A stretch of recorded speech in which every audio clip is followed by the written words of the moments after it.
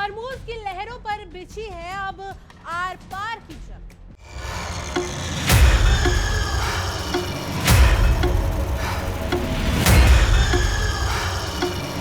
America घिरा, Iran बना दबंग।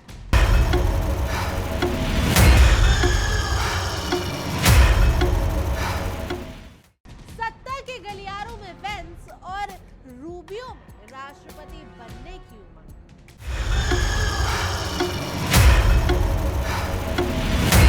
क्या अमेरिका का सुपर पावर वाला दबदबा अब इतिहास के पन्नों में सिमट रहा है, या फिर स्ट्रेट ऑफ हॉर्मूज की लहरों में ट्रंप की साम्राज्यवादी नीतियां हमेशा के लिए डूबने वाली है?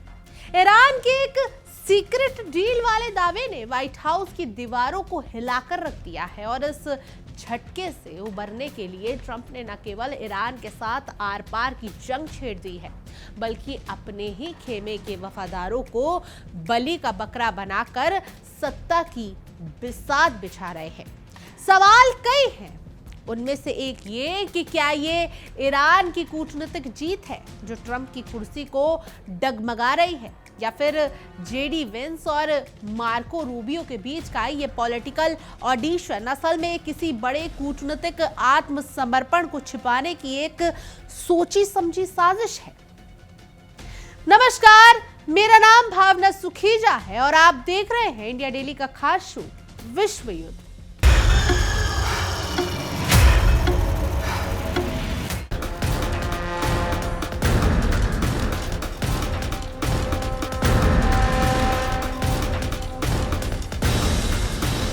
दुनिया की सबसे अहम समुद्री धमनियों में से एक स्ट्रेट ऑफ हॉर्मूज के इर्द गिर्द इस वक्त कूटनीतिक और सैन्य घमासान अपने चरम पर है। ईरान और अमेरिका के बीच मचे इस ताजा बवाल ने पूरे मिडल ईस्ट को एक बार फिर से बारूद के ढेर पर लाकर खड़ा कर दिया है। मामला तब गरमाया जब ईरानी मीडिया ने अंतर्राष्ट्रीय जगत को यह बताया कि ईरान ने अपने दम पर अमेरिका को कूटनीतिक मोर्चे पर पीछे हटने के लिए मजबूर कर दिया है। ईरानी दावों के मुताबिक एक ऐसी सीक्रेट डील की रूपरेखा तैयार हुई थी जिसके तहत अगले 30 दिनों में हॉर्मूज के रास्ते जहाजों की आवाजाही को सामान्य किया जाना था और इसके बदले में अमेरिका को अपने नौसेना की नाकेबंदी हटाकर वहां से अपने सैनिकों को वापस बुलाना था। ईरान ने इसे अपनी संप्रभुता की जीत और अपनी शर्तों पर शांति बहाली के बड़े कदम के रूप में देखा था, लेकिन वॉशिंगटन में बैठी ट्रंप सरकार को ईरान का यह दबदबा और अपनी शर्तों पर बात करना कतई ही रास नहीं आया।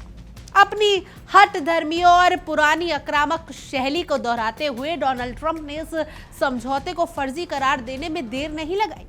व्हाइट हाउस ने न केवल ईरान के दावों को नकारा, बल्कि बेहद तल्ख लहजे में ईरान को चेतावनी में दे डाली।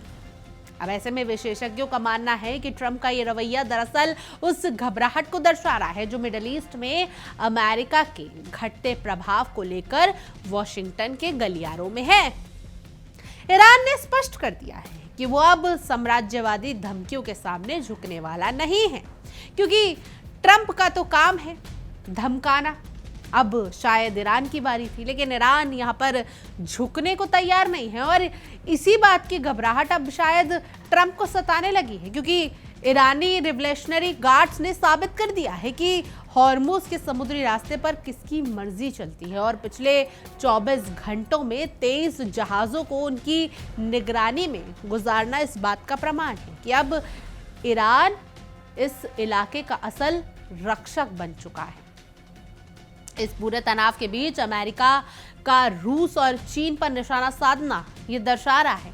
ट्रंप अब क्या कर रहे हैं कि ईरान पर बस नहीं चल रहा तो उनके कहीं ना कहीं ईरान के इनडायरेक्ट साथियों पर निशाना साधना चालू कर दिया है, चीन और रूस पर। ट्रंप प्रशासन केवल ईरान को नहीं बल्कि उन उभरती वैश्विक शक्तियों को भी डराने की कोशिश कर रहा है जो अमेरिका के एक ध्रुवीय वर्चस्व को चुनौती दे रहे हैं। अमेरिका ने यूरेनियम को लेकर रूस और चीन को दी गई चेतावनी को एक नए कोल्ड वॉर की आहट माना है। ट्रंप प्रशासन का ये रुख कि ईरान के परमाणु विकास और उसकी सामरिक स्वायत्तता से अमेरिका की बौखलाहट को उजागर करता है। ईरान ने बार बार ये संदेश दिया है कि वो दुश्मन देशों के जहाजों को अपनी जल सीमा में मनमानी नहीं करने देगा और अमेरिका की सैन्य मौजूदगी को अब एक बाधा के रूप में देखा जा रहा है, जिसे हटाने का अधिकार ईरान को पूरी तरीके से है। ईरान का ये रास्ता, जहां से दुनिया का 20% कच्चा तेल गुजरता है, अब अमेरिका की चौधराहट का अंत बन चुका है। यानी अब ईरान इस तरीके से सामने आ रहा है कि वो चाह रहा है कि ट्रंप किसी भी तरीके से कुछ बोल ही ना पाए, क्योंकि कहीं ना कहीं ये पूरी दुनिया जानती है कि हॉर्मूज की लहरों पर ईरान का हक है। ट्रंप की कैबिनेट बैठक की आहट के बीच ये स्पष्ट है कि अमेरिका एक बार फिर युद्ध की धमकी देकर अपनी सत्ता बचाना चाहता है, लेकिन ईरान, रूस और चीन का बढ़ता कूटनीतिक तालमेल इस बात का संकेत है कि अब दुनिया अमेरिका के उस फैसलों को मानने के लिए तैयार नहीं है जो केवल वॉशिंगटन के हितों की रक्षा करते हों। क्योंकि ट्रंप हमेशा अपना सोचते हैं, वो हमेशा ये सोचते हैं अमेरिका फर्स्ट। अगर वो सुपर पावर है तो सिर्फ अमेरिका ही फर्स्ट क्यों, वर्ल्ड फर्स्ट क्यों नहीं? ईरान ने दिखा दिया है कि वो अमेरिका की आक्रामकता का जवाब देने में सक्षम है और आने वाले दिनों में ये कूटनीतिक मुकाबला ट्रंप की नीतियों के लिए एक बड़ी चुनौती साबित होने वाला है। मिडल ईस्ट की बढ़ती हुई इस हकीकत को अमेरिका जितनी जल्दी स्वीकार कर ले, उतना ही दुनिया के लिए बेहतर है। इस पूरी कूटनीतिक शतरंज में ईरान का रणनीतिक साहस ट्रंप प्रशासन की नींद उड़ाने के लिए काफी है। तेहरान ने साफ कर दिया है कि वो केवल एक क्षेत्रीय खिलाड़ी नहीं, बल्कि वो पावर है जो अब अमेरिका की नौसैनिक घेराबंदी को बेअसर करने के लिए सक्षम रखता है। ईरानी मीडिया के दावों को झूठा करार देकर ट्रंप शायद अमेरिका के घरेलू दर्शकों को खुश करना चाह रहे हो, लेकिन जमीनी हकीकत क्या है वो आप भी जानते हैं, वो हम भी जानते हैं। जमीनी हकीकत ये है कि स्ट्रेट ऑफ हॉर्मूज पर ईरान का नियंत्रण पहले से कई ज्यादा मजबूत होता जा रहा है। हालांकि माइंस दोनों तरफ से बिछाए जा रहे हैं हॉर्मूज की लहरों पर, हॉर्मूज में, लेकिन दबदबा लगातार ईरान का बढ़ता जा रहा है, क्योंकि ट्रंप की खोखली धमकियों से सब वाकिफ है। ईरान ये संदेश मजबूती से दे रहा है कि अमेरिका की सैन्य मौजूदगी अब सुरक्षा के बजाय अस्थिरता का सबसे बड़ा कारण बन गई है और इसे हटाने का समय आ गया है। ट्रंप की बौखलाहट और उनकी आक्रामक भाषा केवल इस बात का सबूत है कि ईरान की बढ़ती कूटनीतिक धमक ने वॉशिंगटन की पुरानी धौंस को पंगु बना दिया है, लेकिन वहीं दूसरी तरफ रूस और चीन की बढ़ती नजदीकियों ने इस पूरे खेल का समीकरण पूरी तरीके से बदल दिया है।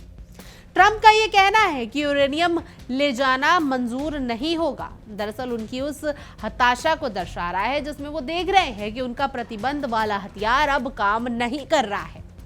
रूस और चीन ने पहले ही स्पष्ट कर दिया था कि वो अपनी रणनीतिक स्वायत्तता को अमेरिकी फरमानों के आगे झुकने नहीं देंगे, क्योंकि भाई हर इंडिविजुअल देश है, हर किसी का अपना हक है। अब रूस और चाइना पर ट्रंप ये धमक नहीं जमा सकते कि वो जो कहें वो किया जाए। हालांकि कोशिश जरूर हुई थी ट्रंप की तरफ से, क्योंकि बीजिंग की धरती पर ट्रंप ने ऐसे ही कदम नहीं रखता, क्योंकि ये तो पूरी दुनिया जानती है कि ट्रंप अपने फायदे के बिना कहीं नहीं जाते। इसमें भी उन्होंने ईरान की बात रखी और अपना फायदा देखा। चीन को ये बोला गया कि अपने जो आप हथियार हैं वो ईरान को ना दें, तो कहीं ना कहीं ट्रंप अपना फायदा देते हैं। ऐसे में ईरान के साथ उनकी बढ़ती टेक्निकी और ऊर्जा साझेदारी ने अमेरिका के लिए एक ऐसी दीवार खड़ी कर दी है, यानी कि साझेदारी देखिए आप, त्रिकोण बन रहा है, ईरान, चाइना और रशिया। जिनपिंग, पुतिन, मोस्तफा अब ट्रंप के लिए चेतावनी बन गया है, जिसे ट्रंप की धमकियां नहीं तोड़ सकती। यह गठबंधन इस बात का संकेत है कि अब अंतर्राष्ट्रीय मंच पर वॉशिंगटन की एकला चलो वाली नीति का दौर खत्म हो चुका है और ईरान को अब रूस, चीन जैसा सुरक्षा कवच प्राप्त है, जो उसे अमेरिकी हमलों से सुरक्षित रखता है। आने वाले समय में यह टकराव और भी तीखा होने वाला है, क्योंकि ट्रंप की अगली कैबिनेट बैठक के लिए जाने वाले फैसले केवल ईरान को टारगेट नहीं करेंगे, बल्कि वो वैश्विक अर्थव्यवस्था और तेल की कीमतों को भी सीधे प्रभावित करेंगे।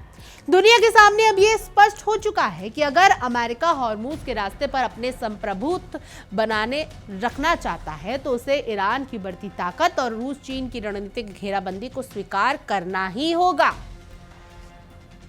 ईरान के रुख ने यह साबित कर दिया है कि वो अपनी शर्तों पर समझौता करने को तैयार है, बशर्त अमेरिका अपनी साम्राज्यवादी सोच को दरकिनार करे।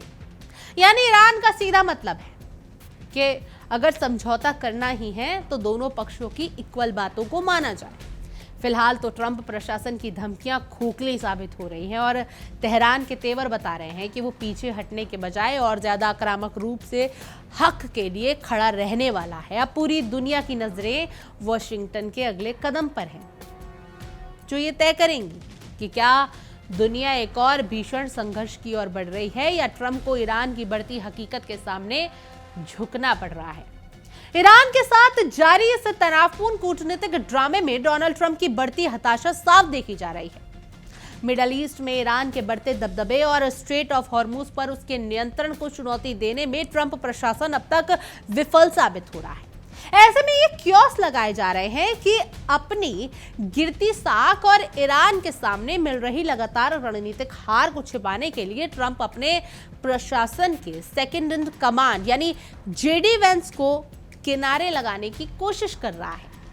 ईरान से जुड़ी नाकामियों का ठीकरा फोड़ने के लिए ट्रंप को एक बलि के बकरे की तलाश है और वेंस की बढ़ती सक्रियता उन्हें राजनीतिक रूप से डिस्पोजेबल बनाने की तैयारी का हिस्सा हो सकती है। इस पूरी उठापटक के बीच व्हाइट हाउस के प्रेस ब्रीफिंग रूम में चल रहा अनौपचारिक ऑडिशन दरअसल ट्रंप के उत्तराधिकारी चुनने की कवायद से कहीं ज्यादा राजनीतिक चालबाजी लग रहा है। ट्रंप अपनी कुर्सी बचाने और अपनी विफलताओं को ढकने के लिए वेंस और मार्को रूबियो के बीच एक अंतहीन प्रतियोगिता पैदा कर रहे हैं ताकि ध्यान ईरान की उस कूटनीतिक जीत से भटक जाए जहां अमेरिका को मुंह की खानी पड़ रही है। वेंस का आक्रामक बचाव और उनका ईरान पर सख्त रुख ट्रंप की उस रणनीति का हिस्सा है जिससे वो खुद को सुरक्षित रखकर अपनी सहयोगियों को राजनीतिक आग में झोंक रहे हैं। खैर, आप सबसे पहले इसी मुद्दे पर देखिए हमारे सहयोगी विवेक शांडिया की एक खास पेशकश और इस मुद्दे को जरा विस्तार से समझिए।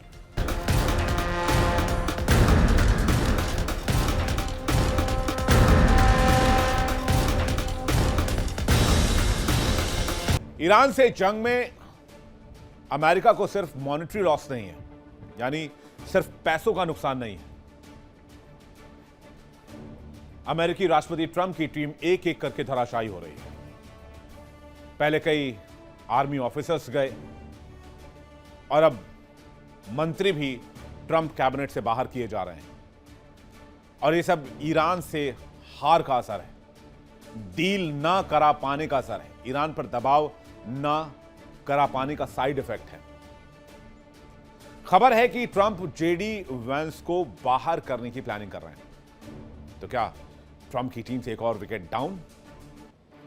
अमेरिकी राजनीति में इस वक्त एक साथ 3 ड्रामे चल रहे हैं। पहला ईरान की जंग, दूसरा ट्रंप के दरबार में छटनी का सिलसिला यानी कि ट्रंप के टीम में 2 फाड़ फूट, और तीसरा 2028 राष्ट्रपति पद के लिए वेंस बनाम रूबियो की अंदरूनी जंग। और इन तीनों का केंद्र है एक ही सवाल, जेडी वेंस का भविष्य क्या है? खुद राष्ट्रपति ट्रंप ने स्वीकार किया कि वो और उपराष्ट्रपति जेडी वेंस ईरान के मामले में दार्शनिक रूप से थोड़े अलग हैं। ट्रंप ने कहा, मुझे लगता है कि वो शायद जाने के प्रति कम उत्साही थे, लेकिन यह महज दार्शनिक मतभेद नहीं था। व्हाइट हाउस के अधिकारियों ने खुलासा किया कि वेंस ने जंग से पहले की बैठकों में ईरान ऑपरेशन का सक्रिय रूप से विरोध किया था। जेडी वेंस संशयवादी सफलताओं को लेकर चिंतित और जंग के विरोधी थे और ट्रंप को ये रवैया ठीक नहीं लगा। हालांकि हकीकत असली बात यही है कि जेडी वेंस सही लाइन पर थे और वो कह रहे थे कि ईरान पर हमला करना कोई समझदारी नहीं है। तो डोनाल्ड ट्रंप को लगा कि शायद जेडी वेंस ने पूरी तैयारी नहीं की, क्योंकि जेडी वेंस कभी भी इस जंग के फेवर में नहीं थे, वो जंग के विरोध में जा रहे थे। और अब खबर यह आ रही है कि डोनाल्ड ट्रंप उन्हें कभी भी निपटा सकते हैं, यानी कि अपनी टीम से बाहर का रास्ता दिखा सकते हैं, किक आउट कर सकते हैं। न्यूयॉर्क टाइम्स के हवाले से खबर आई, वेंस ने एक बार कहा कि अगर अमेरिका ईरान पर हमला करने जा रहा है तो उसे बड़े और तेज तरीके से करना चाहिए। सार्वजनिक मंच पर वेंस ने खुद को ट्रंप के साथ खड़ा दिखाया। ओवल ऑफिस में ट्रंप के साथ खड़े होकर वेंस ने कहा कि वो ट्रंप के फैसले का समर्थन करते हैं और इस बात से सहमत हैं कि ईरान को परमाणु हथियार नहीं मिलना चाहिए। लेकिन पर्दे के पीछे खबर यह आई कि वेंस जंग चाहते ही नहीं। और यही नहीं, इसी बात को लेकर जेडी वेंस इजराइल के प्रधानमंत्री बेंजामिन नेतन्याहू से भी उलझे हैं। विश्लेषकों का मानना है कि इजराइल जेडी वेंस के खिलाफ बहुत चालाक रणनीति से चल रहा है और इजराइल किसी भी कीमत पर चाहता है कि जेडी वेंस को ट्रंप की कैबिनेट से निकाला जाए, क्योंकि जेडी वेंस डील के फेवर में हैं। वो चाहते हैं कि ईरान से लड़ाई ना हो और अमेरिका इस जंग से बाहर निकले। लेकिन इजराइल कभी भी नहीं चाहता है कि ये लड़ाई बंद होनी चाहिए, खासकर ये बेंजामिन नेतन्याहू नहीं चाहते हैं, क्योंकि जिस दिन ये लड़ाई बंद हुई उस दिन बेंजामिन नेतन्याहू को अपने देश में भ्रष्टाचार के मामले का सामना करना पड़ेगा, अदालतों के चक्कर लगाने पड़ेंगे, हो सकता है जेल जाने की नौबत भी आ जाए।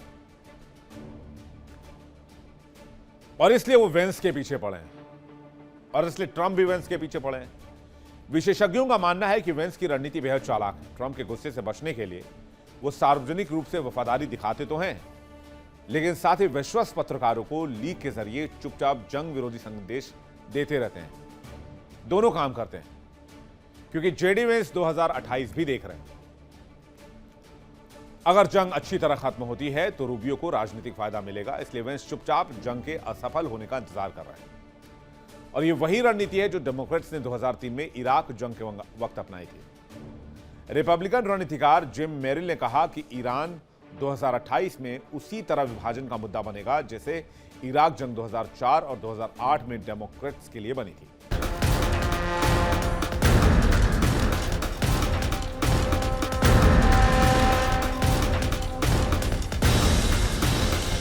अब बड़ा सवाल यह है कि इस सियासी शतरंज का असली वजीर कौन बनेगा। जेडी वेंस और मार्को रूबियो के बीच चल रही रेस ट्रंप के लिए एक परफेक्ट डिस्ट्रैक्शन है, जहां एक तरफ वेंस अपनी सैयद लहजे से खुद को ट्रंप की नीतियों के वफादार के रूप में पेश कर रहे हैं, वहीं रूबियो का अनुभव उन्हें एक अधिक परिपक्व दावेदार बनाता है। ट्रंप का जानबूझकर दोनों से एक साथ डिनर में राय पूछना यह साबित कर रहा है कि वो अभी किसी एक नाम पर मोहर लगाकर अपने विकल्प सीमित नहीं करना चाहते।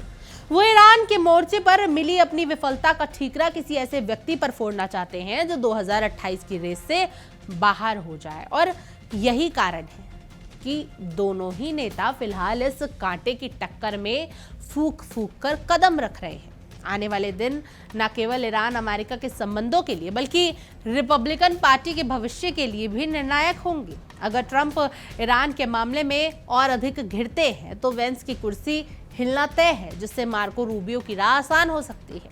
ट्रंप की राजनीति हमेशा से सर्वाइकल ऑफ द फिस्टेड पर आधारित रही है और इस समय ईरान की नाकामी ने ट्रंप को इतना दबाव में ला दिया है कि वो अपनी पार्टी के सबसे बड़े चेहरों को एक दूसरे के खिलाफ भिड़ाने से गुरेज नहीं कर रहे। कुल मिलाकर 2028 का ये ऑडिशन सिर्फ राष्ट्रपति बनने की होड़ नहीं है, बल्कि ट्रंप की विफलता के बोझ तले दबे एक राजनीतिक अस्तित्व को बचाने की आखिरी कोशिश भी हो सकती है।